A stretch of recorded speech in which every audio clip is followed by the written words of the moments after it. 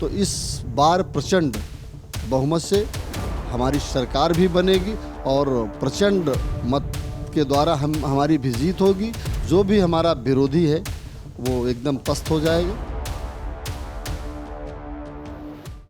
नमस्कार, आपके साथ मैं हूं आदित्य कुमार। इस वक्त हम कौशाम्बी के मंझनपुर विधानसभा क्षेत्र में हैं और हमारे साथ विधायक जी यहां मौजूद हैं। विधायक जी का नाम भी विधायक जी से ही जानेंगे और अब जानेंगे कि विधायक जी की तैयारियां इस बार क्या हैं और कैसे मंझनपुर को एक बार फिर से विकास की ओर ले जाएंगे, ये बातचीत करेंगे। विधायक जी, बहुत बहुत स्वागत है आपका। धन्यवाद भाई साहब। पहले तो अपना शुभ नाम बताइए और बताइए कि मंझनपुर के लिए आपने क्या कुछ नया इस बार सोचा है। लाल बहादुर, विधायक मंझनपुर।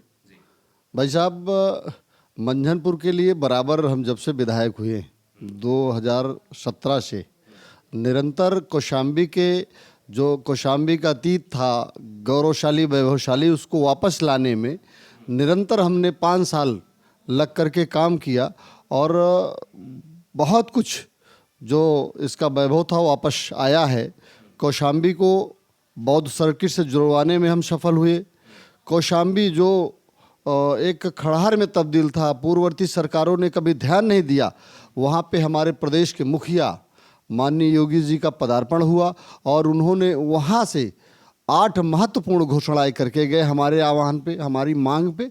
उन्होंने हमारी निवेदन को स्वीकार किया और 8 महत्वपूर्ण घोषणाएं उस कौशाम्बी के लिए, जो गौतम बुद्ध की तपोस्थली थी, राजा उदयन की राजधानी थी, वहाँ पे जैसे 4 लाइन, जमुना नदी में पुल, वहाँ पे गेस्ट हाउस नहीं था, गेस्ट हाउस, संग्रहालय नहीं था, संग्रहालय की स्वीकृति दिए।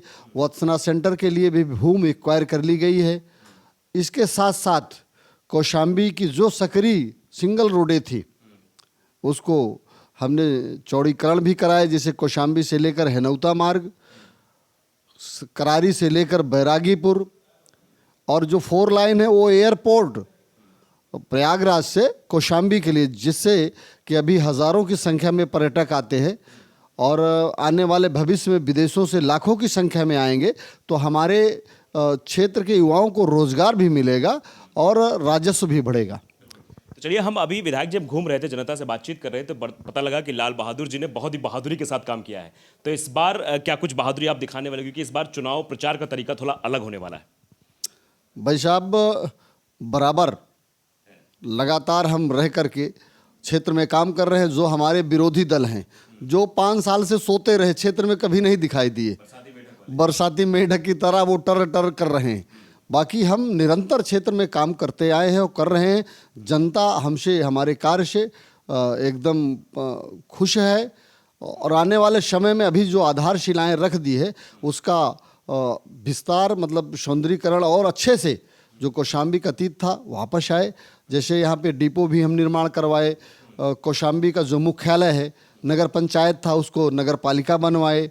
इसी तरह से पश्चिम सरीरा ग्राम पंचायत था, उसको नगर पंचायत करवाए। इस तरह से ढेर सारे काम हुए जिनको जैसे हमारे यहाँ प्रभास गिरी था, एक जोगापुर पंप कैनाल थी जहाँ कौशाम्बी ब्लॉक की बहुत ज़रूरत थी पानी के किसानों के लिए, उसको भी हम चालू करवाए।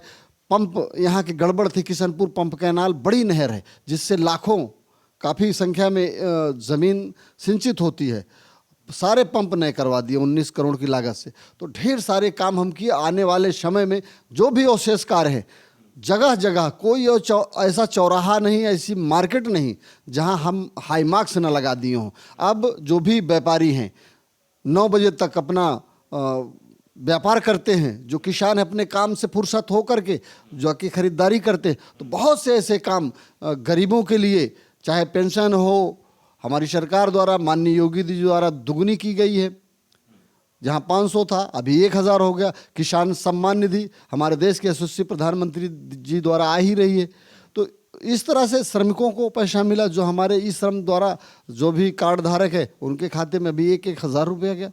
तो ऐसे बहुत से कार्य सरकार द्वारा और हमारे द्वारा भी किए गए हैं और आने वाले चुनाव के बाद हम कौशाम्बी का एक अच्छा और स्वरूप जो भी शेष बनाने की कोशिश करेंगे और जो भी समस्याएं हमारे क्षेत्र की जनमानस की, उसको हम दूर करने का पूरा प्रयास करेंगे। क्योंकि दिल्ली के सर्वे ये बता रहे हैं इस बार कि भारतीय जनता पार्टी की सरकार इस बार फिर से उत्तर प्रदेश में आने वाली है, तो क्या लगता है कि पिछली बार जो जिन मतों से आप जीते थे, अब की बार रिकॉर्ड टूटेगा उनका?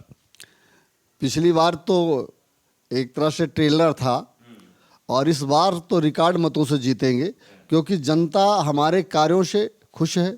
जनता के बीच जो भी हम कार्य किए, किसी तरह की कोई शिकायत नहीं है।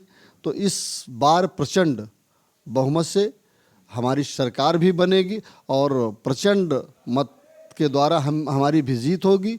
जो भी हमारा विरोधी है वो एकदम पस्त हो जाएगा। जनता की आवाज़ है कि कमल खिलाना है, भाजपा को फिर से लाना है, लाल बहादुर को जिताना है। अच्छा, अखिलेश यादव इस चुनावी सर्वे से बड़ा जो है वो हो गए, परेशान हो गए हैं। इसीलिए आज समाजवादी पार्टी की तरफ से कहा गया है कि जो चुनावी सर्वे चल रहे, ओपिनियन पोल जो चलाए जा रहे हैं बड़े बड़े चैनल्स में, क्योंकि वो दिखा रहे हैं कि भारतीय जनता पार्टी जीत रही। आज एक पत्र लिखा इलेक्शन कमीशन को कि ऐसा है भैया, ये जो चुनावी सर्वे है, ये ओपिनियन पोल, इनको बंद किया जाए। इस पर क्या कहेंगे आप?